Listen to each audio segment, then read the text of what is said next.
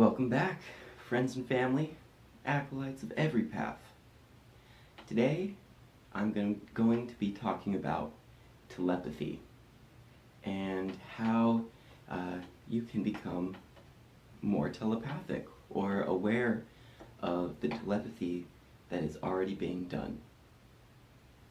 So first, I'd like to talk about what telepathy is and how it can manifest itself in your reality, or in whatever reality. So telepathy can happen in several ways. It can come as a knowing, where you just know what other people are thinking. You're aware of their inner thoughts, their intentions. And that is a very common form that most people wouldn't recognize in themselves as being telepathic. But let's say someone has negative intentions towards you, and they don't say anything, but you can feel it. You kind of know that they have negative intentions. That's an example. The second flavor, we'll say, would be the actual either visualization of what they're seeing, you can see, or hearing the audible words of someone's mind. And it could also be thought sharing. So I'm going to give a very brief practice and explain why this practice will help you acknowledge your telepathy. It's important to know that everyone is already psychic, everyone is already empathetic, we're already on that level. It's just most people aren't aware of the connectivity of reality. Like in my previous video, a chair is a chair, a wall is a wall, a person is a person, and there's nothing else. But as psychics and as practitioners of witchcraft, or whatever you want to say, we understand that there is a deeper connection to life and to reality. So the first part of this practice would be self-acknowledgement.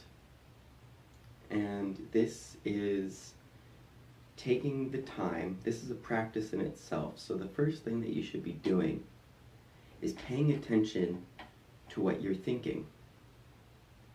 And this could be done in your day-to-day. Let's say you're driving down the road and you see something that you judge. Let's say you see someone that is not attractive to you, and you think in your head, oh damn, like that person's ugly. Those kinds of thoughts are shared.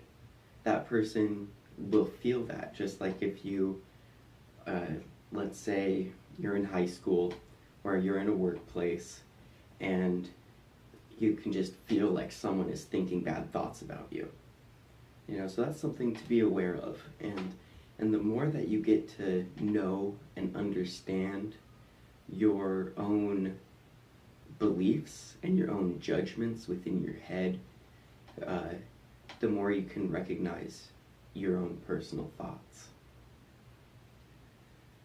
The second practice would be, and what comes along, some benefits of the first practice, I should say, would be you're starting to listen. You can't expect to be psychic and not be listening to your own head. You have to listen inside of yourself. And most people aren't listening. It's a whole different aspect of reality that many people miss out on, is the internal aspects of reality and how real they can be. So the second practice would be sitting in a meditative place, or basically whenever you find the time, and instead of visualizing what you're thinking, people think in different ways. Some people see words in front of their third eye, some people will have visions, other people will have an audible thinking voice. And the third one is what we want to be focusing on, the audible thinking voice.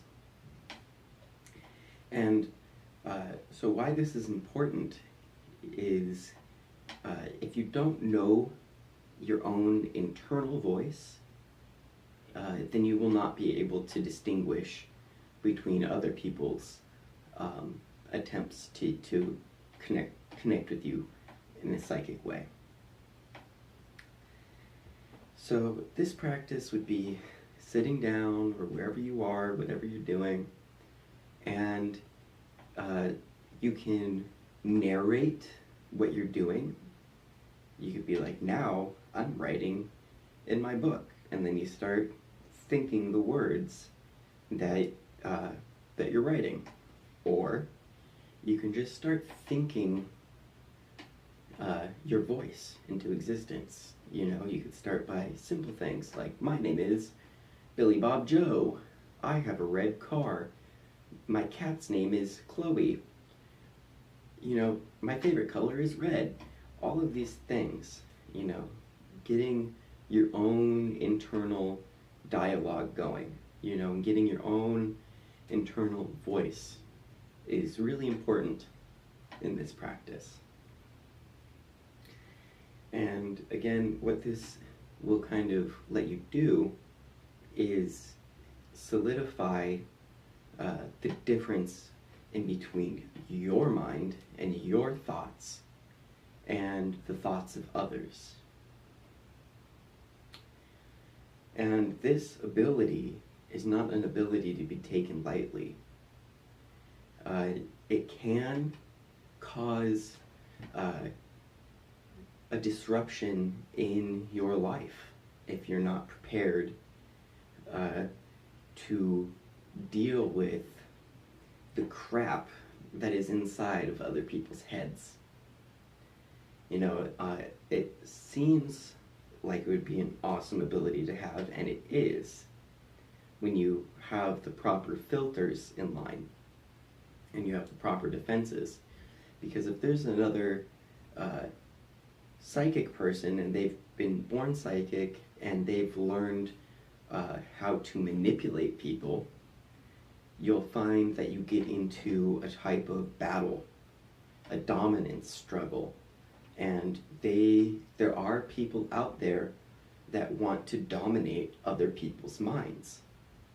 And I have found that it's fairly common in certain situations, you know, and they're just users. They're people who are users, and once you learn how to be like, you're a loser, you're a user, get away from me, in your mind you'll be like, I don't have time for you, and you learn how to shut those people out.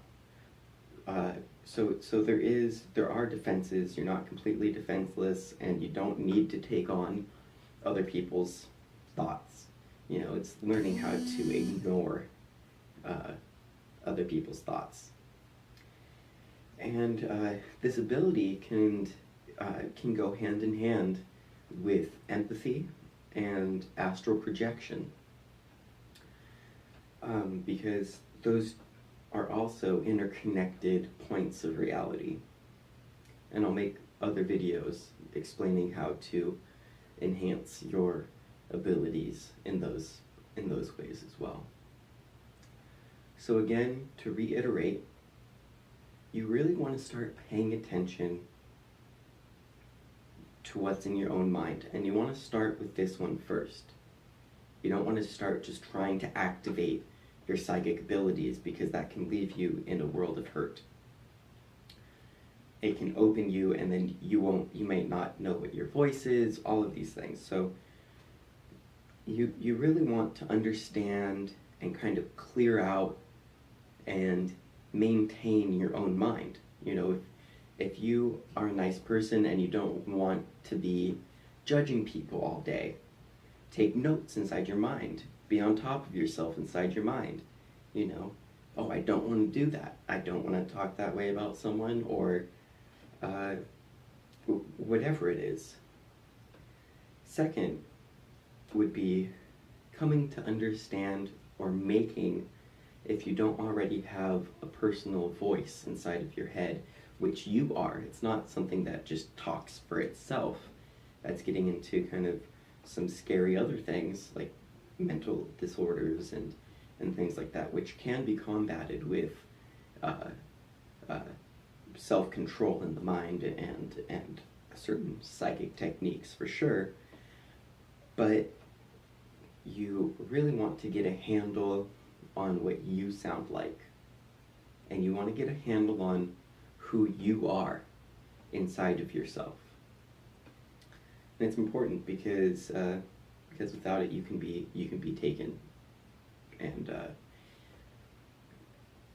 yeah, if you find when you're activating your abilities that you are already in a situation where someone is dominating your mind, don't take offense on the physical level.